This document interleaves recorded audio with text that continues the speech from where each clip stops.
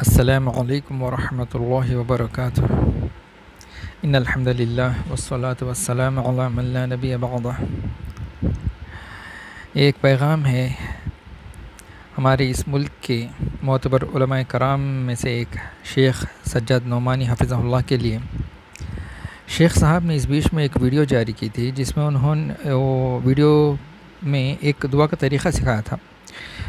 ملک کے حالات کو لے کے، ملک میں امن و انصاف کے لیے، آنے والے الیکشنز میں اچھے نتائج آنے کے لیے شیخ صاحب نے ایک دعا کا طریقہ سکھایا تھا، جس میں انہوں نے کہا تھا کہ جو ہے سو ٹھیک رات 9 بجے جو ہے سو 3 مرتبہ سورہ مزمل کی تلاوت کریں، خاص کر کے وہ لوگ جو قرآن اچھا پڑھنا جانتے ہیں، عربی اچھا پڑھنا جانتے ہیں، جیسے کہ حافظ، قرآن کے حافظ ہیں، علماء کرام ہیں وغیرہ، اور پھر جو ہے شروع اور آخر میں 1 مرتبہ درود ابراہیمی، اور اس کے بعد دعا کریں۔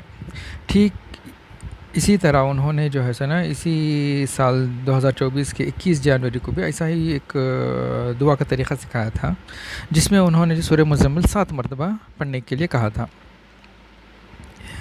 اور اس ٹائم پہ انہوں نے ریکویسٹ کیا تھا کہ جو ان کی بات کو جو ہے نا جلد سے جلد وائرل کر دیں۔ تو ماشاءاللہ جو ہے نا شیخ صاحب کے بہت سارے ماننے والے ہیں، بہت سارے فالوورس ہیں، ہزاروں میں نہیں بلکہ لاکھوں میں ہیں۔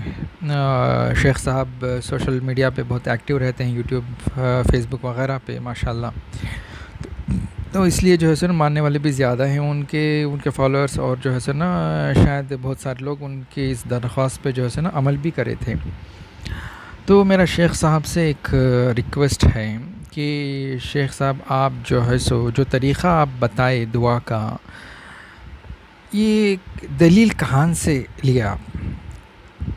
اب دیکھیے، رسول اللہ صلی اللہ علیہ وسلم کی حدیث ہے ابو داود اور ترمذی شریف کی، جس میں آپ صلی اللہ علیہ وسلم نے فرمایا کہ دعا عبادت ہے، دعا جو ہے سو عبادت ہے۔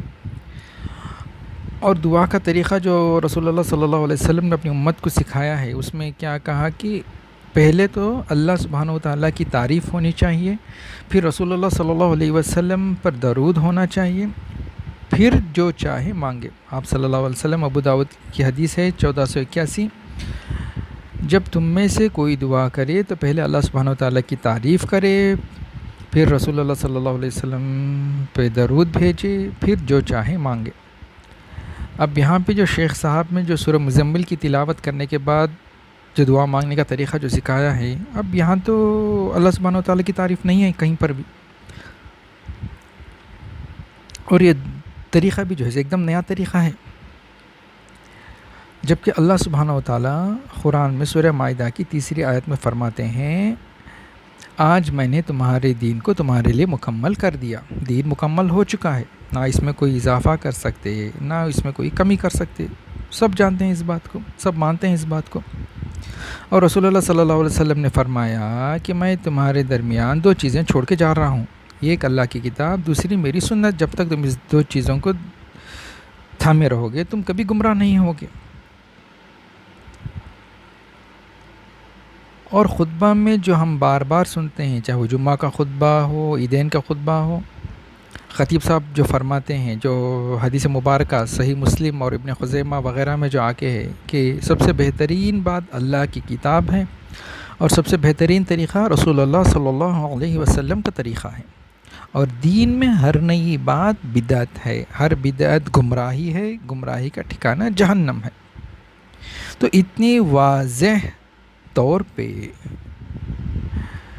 جب معلوم ہے کہ دین میں کچھ بھی نئی بات نہیں کر سکتے، تو پھر آپ شیخ صاحب اس دعا کا نیا طریقہ، جو نیا شکل جو آپ نے دیا دعا کرنے کا، تو اس کی دلیل کیا ہے؟ کیا یہ بدعت نہیں ہے؟ کیا آپ نے سارے ملک کے مسلمانوں کی ایک بدعت کی طرف آپ نے دعوت نہیں دی؟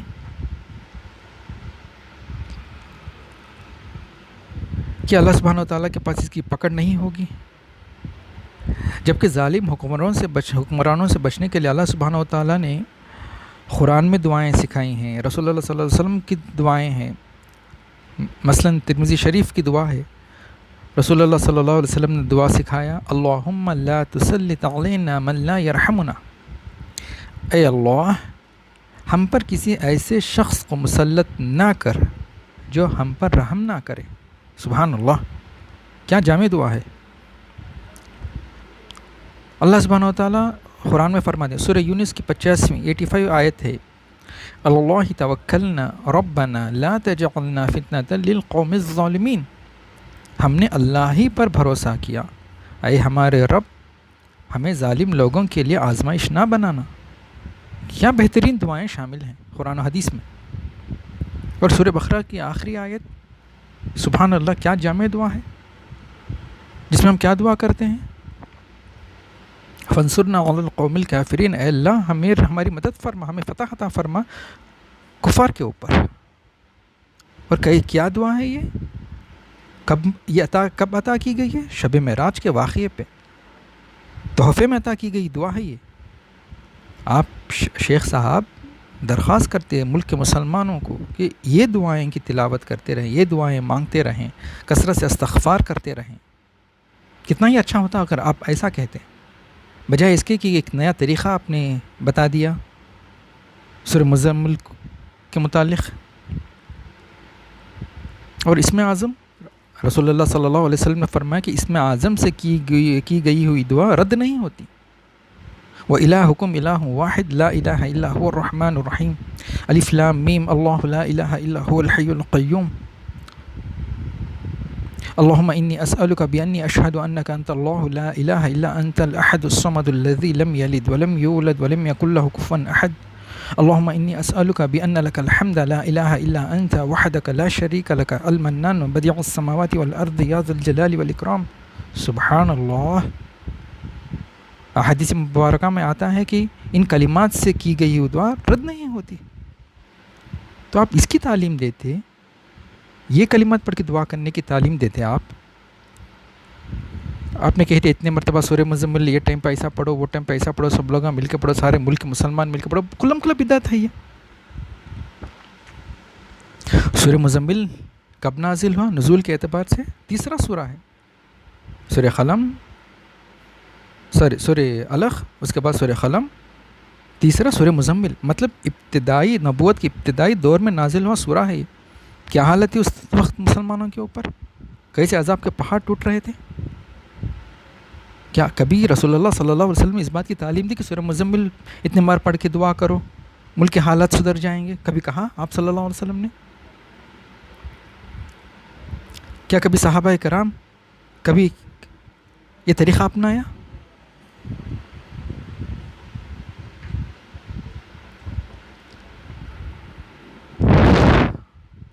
آج جو حالات آگے ہیں ہمارے ملک میں، یہ ہمارے گناہوں کا نتیجہ ہے.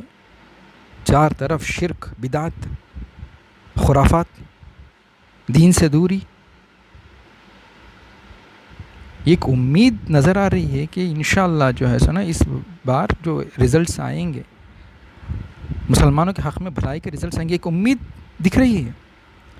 اگر سارے ملک کے مسلمان ایک بدعت پر آ گئے، بدعت عمل کرے، کہیں ایسا نہ ہو کہ اللہ سبحانہ و تعالیٰ ہم سے ناراض ہو جائے اور اس کی بات کی سزا دے دے.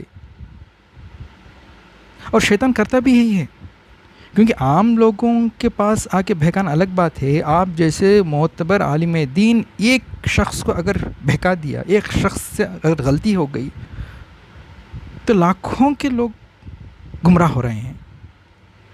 اللہ حفاظت فرمائے.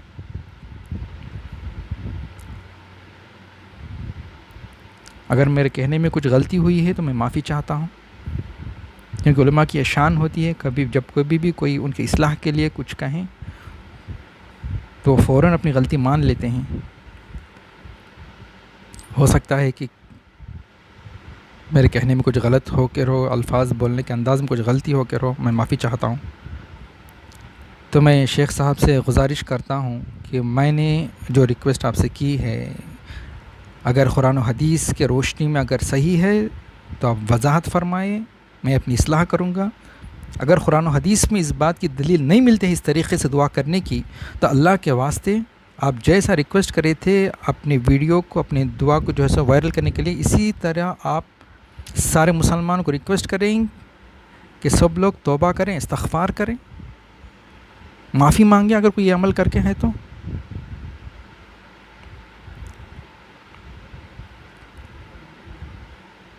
یونس علیہ السلام کی قوم جب سچے دل سے توبہ کری تھی تو ان پہ آیا ہوا عذاب اللہ سبحانہ و تعالیٰ نے واپس لے لیا. امید ہے انشاءاللہ جو ہے سر اللہ سبحانہ و تعالیٰ ہمیں معاف فرمائیں گے. اللہ سبحانہ و تعالیٰ خود قرآن میں فرما رہے ہیں نا، تم ہی اعلیٰ رہو گے، شرط یہ ہے کہ تم ایمان والے رہنا ہے. اگر ہم ایسے بدعتی عمل کریں گے تو ہماری ایمان تو خالی ہو گیا، کامیابی کہاں سے آئے گی، فتح کہاں سے ملے گی؟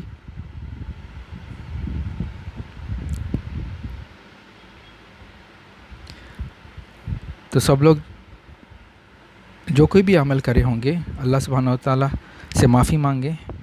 اللہ سبحانہ و تعالیٰ سورۃ الذاریات کی 55 میں آیت میں فرماتے ہیں نصیحت کرتے رہو کیونکہ نصیحت ایمان والوں کو فائدہ دے گی.